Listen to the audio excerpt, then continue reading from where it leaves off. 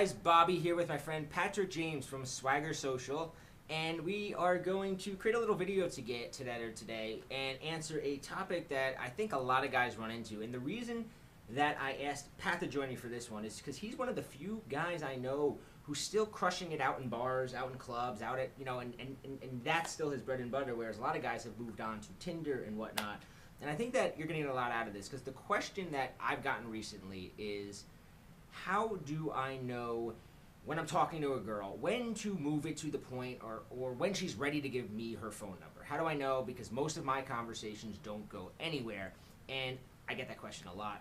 And Pat, first off, thank you for joining me, and so I'd like to get your opinion on this. Yeah, well, first off, thanks for having me, and I really like that you kind of said that, because, like, you're right, like, a lot of what you guys are teaching nowadays is, like, Tinder, texting, online dating, and even you guys are, like, more, how do I get a girl to think about me when I'm not around?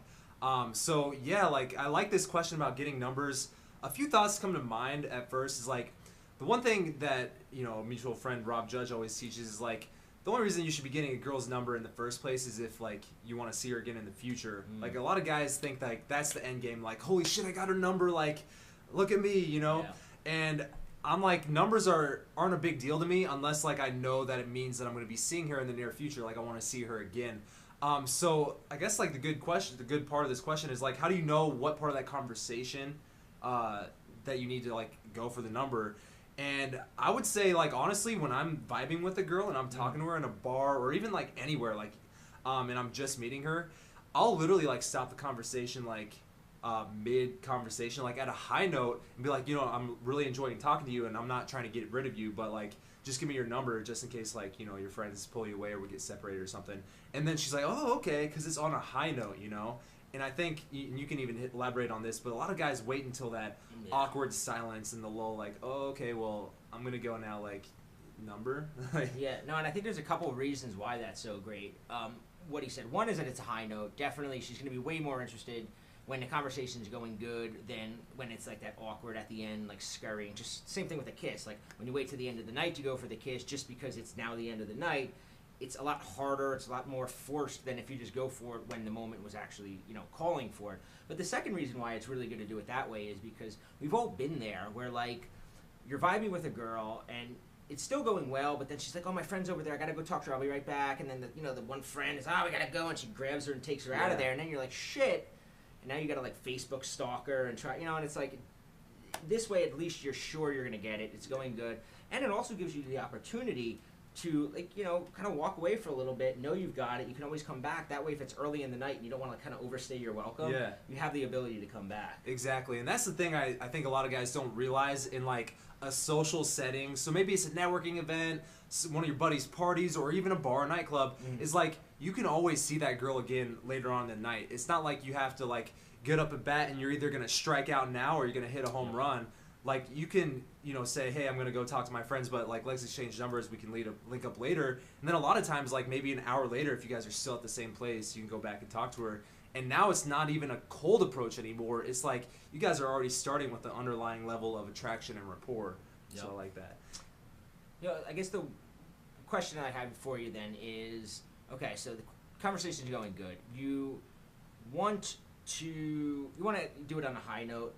How comfortable for yourself, and also, I know you coach this with your students, when you bring your students out there, how do you kind of let them feel it out of, like, when do I know that she's really is interested in me versus she's just being polite, she's just talking to be nice, because if she's just talking to you and be nice, that's fine, you can keep going and eventually get her attracted, but if you ask her while she's just talking to you be nice, she may still give it to you, or you might get the boyfriend excuse because she doesn't want to, like, Yeah. I mean, so I like to come at this from the angle of, like, I'm a cool guy, and I'm just vibing with everybody. And the way I like to think about it, it's almost like this Taco Bell commercial that's really old. Is like the Taco 12-pack, and they would show, like, this boring party. Everybody's kind of bored. And then this guy would walk in with the Taco 12-pack, and everybody would go, holy shit, the party arrived. And I literally named it. I call it the charisma mindset. If you just have, like, the mindset of, like, life is just one big party, and I'm just enjoying here in the moment, and wherever I am, that's my party. And I'm just trying to see if, like, all these people are like cool enough to be in my party, and if they want to join me for the fun.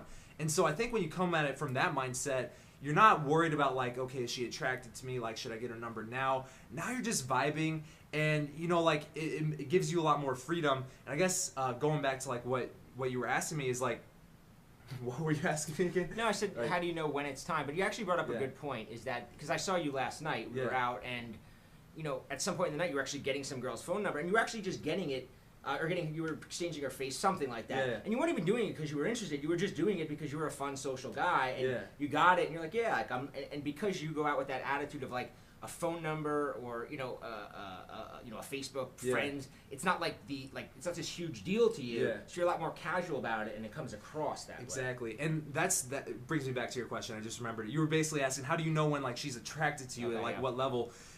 Going back to the charisma mindset, I always just assume that a girl is attracted to me.